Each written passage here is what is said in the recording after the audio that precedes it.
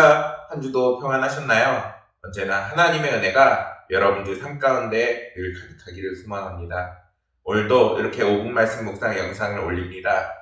구독하셔서 우리가 함께 하나님의 은혜를 꾸준히 나누고 복된 시간이 되기를 간절히 소망합니다.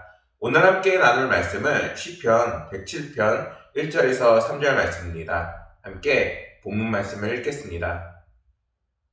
여호와께 감사하라. 그는 선하시며 그 인자하심이 영원함이로다. 여호와의 속량을 받은 자들은 이같이 말할지어다. 여호와께서 대적의 손에서 그들을 속량하사 동서남북 각 지방에서부터 모으셨도다. 아멘. 우리는 삶에서 종종 예기치 못한 일들을 만나곤 합니다. 때로는 고난을, 때로는 어려움을, 때로는 우리의 기분을 상하게 하는 다양한 환경들을 접하게 되지요. 그리고 그러한 환경은 때로는 우리를 하나님 보시기에 기쁨이 되지 못하는 모습 또는 죄를 짓는 모습으로 만들고는 합니다. 방금 전에도 제가 이제 교회를 들어오는데 막 화가 나는 거예요. 왜 화가 났냐면은 교회 앞에 쓰레기를 버렸는데 평상시 같으면 그냥 주워서 버립니다. 그런데 이제 그 쓰레기를 버린 곳이 지나가는 사람들에게 교회도 알리고 복음도 전할 수 있게 그 주보를 올려놓은 주보 위에 이제 그 쓰레기를 막 수북하게 쌓아놨더라고요. 그것을 봤는데 화가 막 나는 겁니다. 그런데 그때 교회에 들어와서 이렇게 십자가를 바라보는데 설사 상황이 그렇다 하더라도 내가 정말 하나님 앞에 죄를 짓고 있구나, 또는 나의 마음이 하나님 보시기에 기쁨이 되지 못하는구나, 이런 것을 깨닫게 되어지고, 그리고 그것을 어떻게 다스려야 할지에 대한 그런 지혜나, 그리고 지금 내가 어떻게 해야 될지 그런 지혜, 그리고 또한 하나님께서 주시는 다시 한번 은혜와 감동으로 제 자신을 채워나가는 것이 느껴졌습니다.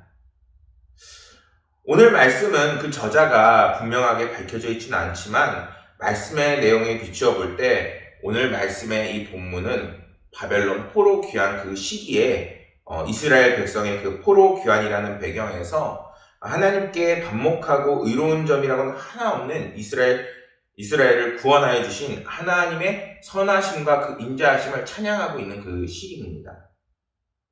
2절과 3절 말씀에서 여호와의 속량을 받은 자들이 이같이 말할지어다. 여호와께서 대적의 손에서 그들을 속량하사 동서남북 각 지방에서부터 모으셨도다 라고 말씀합니다.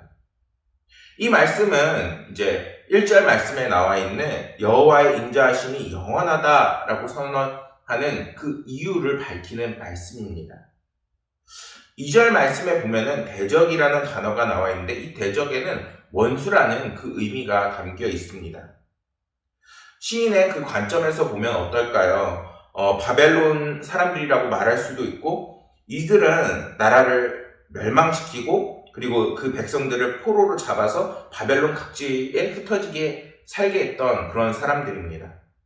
그런데 하나님께서는 이제는 때가 돼서 흩으셨던 이스라엘 백성들을 다시 한 곳에 모으시고, 그리고 그들을 이제는 스룹바벨을 통해서 이제는 이스라엘 땅으로 귀환시키고 계신 것입니다.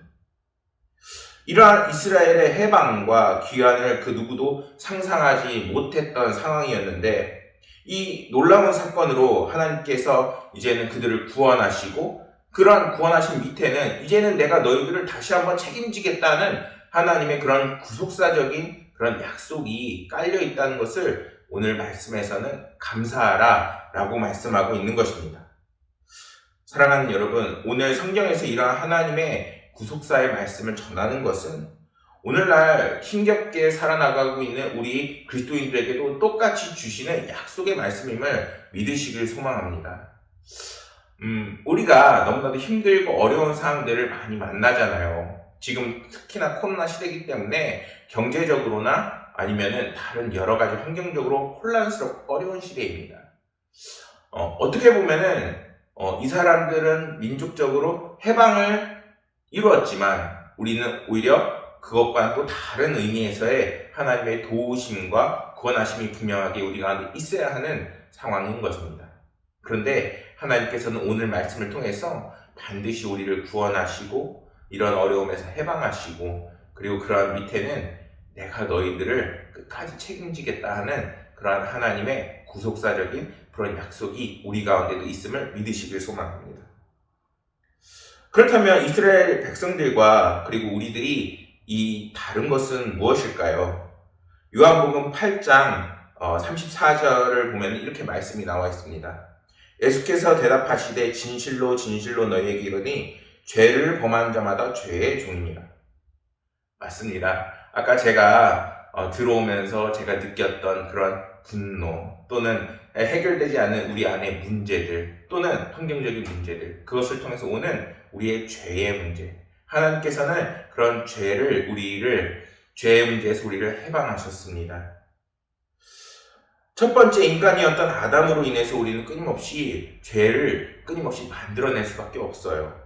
근데 우리는 죄 아래서 아무런 소망 없이 살아가는 것이 아니라 이제는 예수 그리스도를 통하여서 그분을 믿음으로 인해서 이제는 우리의 모든 문제들을 어려움에서 기쁨으로, 그리고 이제 분냄에서 기쁨으로 하나님께서 우리에게 모든 것을 변화시키시는 놀라운 기적의 역사를 우리는 맛볼 수 있는 것입니다.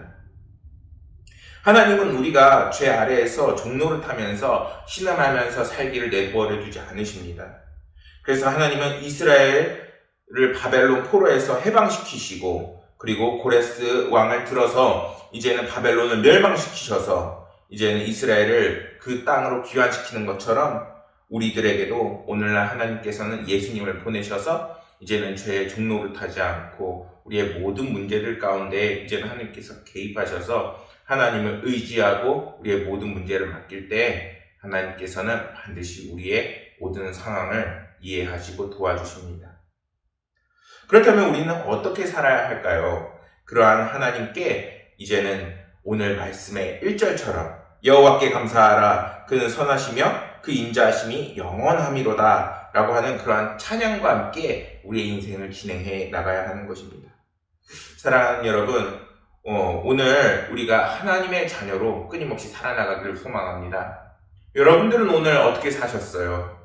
오늘도 저처럼 조금 하나님의 환경이나 이런 거에 휩쓸리지 않고 당당하게 하나님의 자녀로 살아가셨나요?